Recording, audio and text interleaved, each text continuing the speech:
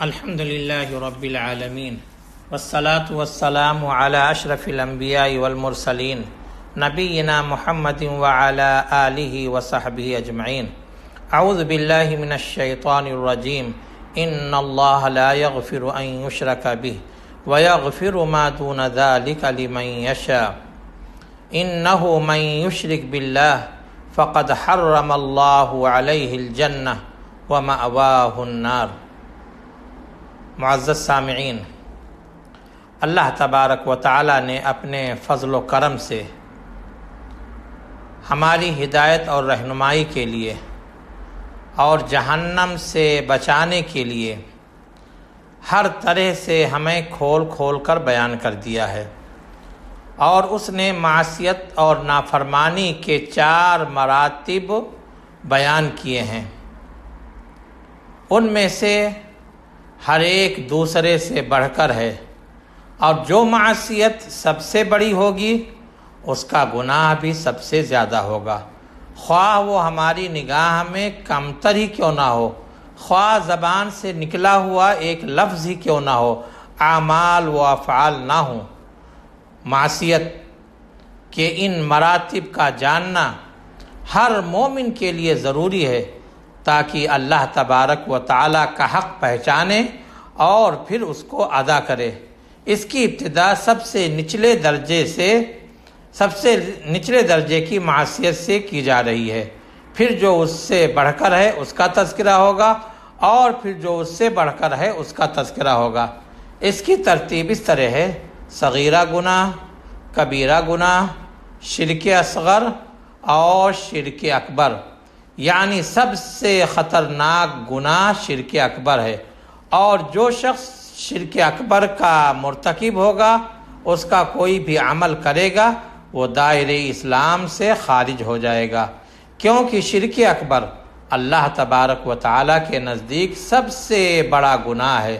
شرک اصغر کبیرہ گناہ صغیرہ گناہ والے اعمال سے بڑھ کر ہے اس کا گناہ۔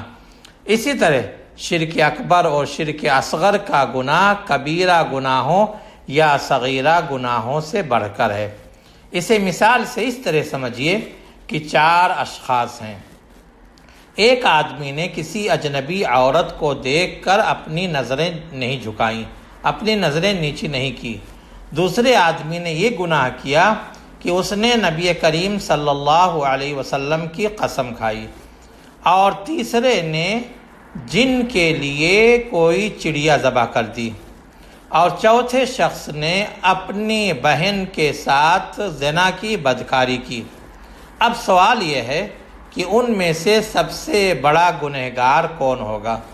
اگر جذبات کے روح سے دیکھا جائے تو سب سے بڑا گنہگار وہ لگتا ہے جس نے اپنی بہن کے ساتھ زنا کیا، لیکن اسلامی شریعت کے اعتبار سے جس نے نبی کریم صلی اللہ علیہ وسلم کی قسم کھائی، اس کا گناہ اپنی بہن کے ساتھ زنا کرنے سے بڑھ کر ہے، اور جس نے جن کے لیے ذبح کیا وہ تو دائرہ اسلام سے ہی خارج ہو گیا، اور اگر مرنے سے قبل اسے توبہ کی توفیق نہیں ہوئی تو وہ ہمیشہ جہنم میں ہوگا، برعکس اس کے کہ جس نے زنا کیا یا اجنبی عورت کی طرف دیکھا یا نبی کریم صلی اللہ علیہ وسلم کی قسم کھائی، کیونکہ ذبح اور قربانی یہ عبادت ہے جو صرف اور صرف اللہ کے لیے خاص ہے۔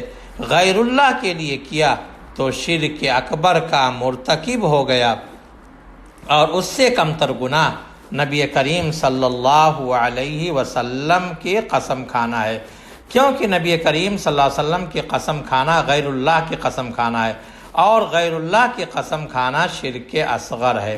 پھر اس سے کمتر گناہ جس نے زنا کیا، کیونکہ زنا کبیرہ گناہوں میں سے، اور اس سے کمتر گناہ اس کا ہوگا جس نے جان بوجھ کر اجنبی عورت کی طرف دیکھا، کیونکہ یہ صغیرہ گناہ ہے۔ اور یہ بھی جان لے کہ اس تقسیم سے کسی گناہ کو کمتر کرنا، کمتر سمجھنا مقصد نہیں، بلکہ بعض گناہ کی خطرناکی، اس کی قباحت بیان کرنا ہے۔ کہ معمولی عمل پر انسان دائرے اسلام سے خارج ہو جاتا ہے۔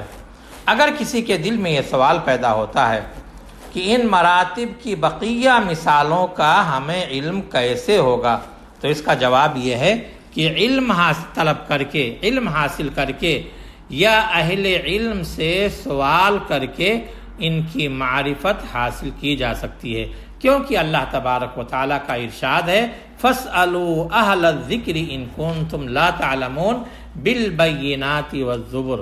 اگر تمہیں معلوم نہ ہو تو اہل علم سے دلائل کی روشنی میں سوال کرو۔ میں اختصار سے 3 مثالیں آپ کے سامنے پیش کرنا چاہتا ہوں۔ یہ ایسے اعمال ہیں جو دائرے اسلام سے خارج کرنے والے ہیں اور ان کا مرتکب جہنم میں داخل ہوگا، بلکہ اگر مرنے سے قبل اس نے توبہ نہیں کیا تو ہمیشہ کے لیے جہنم میں ہوگا۔ اور ان کا گناہ بدنگاہی، زنا، شراب نوشی، والدین کے ساتھ نافرمانی، قتل، سود جیسے بڑے بڑے گناہوں سے بڑھ کر ہے۔ اور ہمارے معاشرے میں اہل بدعت، صوفیوں وغیرہ نے اسے رائج کیا ہے۔ اللہ ہمیں ان گناہوں سے محفوظ رکھے اور ان لوگوں کو سیدھے راستے کی طرف ہدایت دے۔ یہ شرک اکبر ہے، اور یوں تو شرک اکبر کی بہت سی مثالیں ہیں، لیکن آپ کے سامنے صرف اور صرف 3 مثالیں پیش کرنا چاہتا ہوں جو عموماً صوفیہ ان کے مرتکب ہوتے ہیں یا ان کے مریدین، ان کے متبعین، ان کے معتقدین غیر شعوری طور پر ان کا ارتکاب کرتے ہیں۔ ان میں سے پہلی مثال یہ ہے غیر اللہ سے مدد طلب کرنا، اسباب سے ہٹ کر کے۔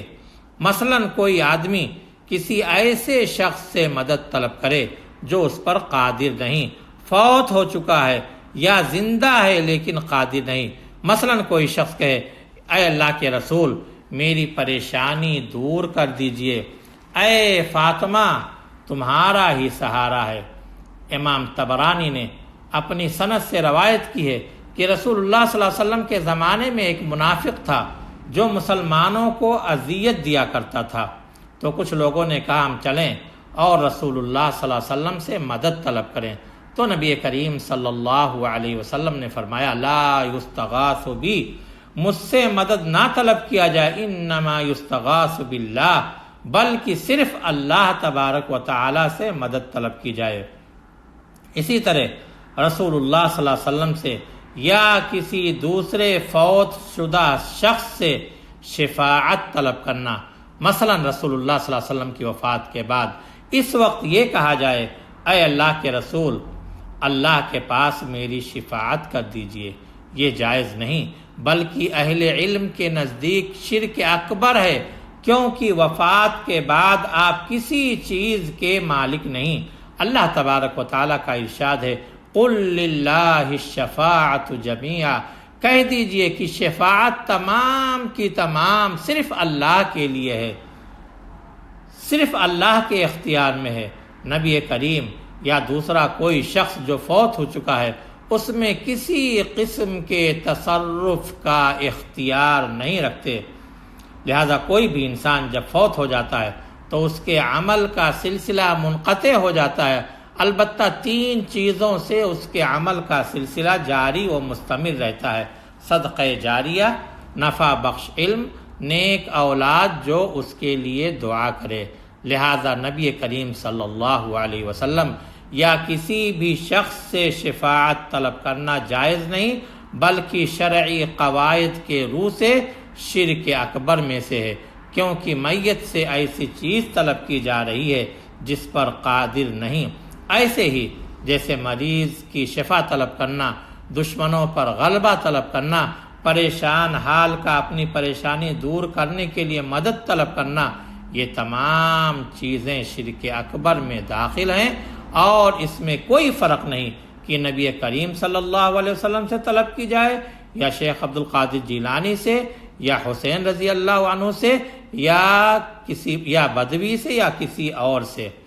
اور تیسری مثال غیر اللہ کو پکارنا، مثلا یہ کہے اے اللہ کے نبی صلی اللہ علیہ وسلم میری مدد کیجئے، مجھے شفا عطا کیجئے، امت کی داد رسی کیجئے، مسلمانوں کے مریضوں کو شفا عطا کیجئے، یا جو ان میں سے بھٹکے ہوئے انہیں راہ راست پر گامزن کیجئے۔ جس نے بھی ایسا کیا اس نے عبادت میں اللہ کے ساتھ شریک ٹھہرایا۔ اسی طرح جو دوسروں کے ساتھ یہ عمل کیا، کسی نبی کو پکارے یا کسی ولی کو پکارے یا کسی فرشتے کو پکارے، کیونکہ اللہ تبارک و تعالیٰ کا ارشاد ہے ایاک نعبد و ایاک نستعین، ہم تیری ہی عبادت کرتے ہیں اور تجھی سے مدد طلب کرتے ہیں۔ ایک اور مقام پر اللہ تبارک و تعالیٰ کا ارشاد ہے وقال ربکم ادعونی استجب لکم ان الذین یستکبرون عن عبادتی سیدخلون جہنم داخرین، تمہارے رب نے فرما دیا ہے کہ مجھے ہی پکارو، میں تمہاری دعا کو قبول کروں گا۔ جو میری عبادت سے انکار کرتے ہیں وہ ذلیل ہو کر جہنم میں داخل ہوں گے۔ اس آیت میں دعا کو عبادت کہا گیا ہے اور اس بات کی خبر دی گئی ہے کہ جس نے اللہ کو پکارنے سے انکار کیا وہ ذلیل ہو کر جہنم میں داخل ہوگا۔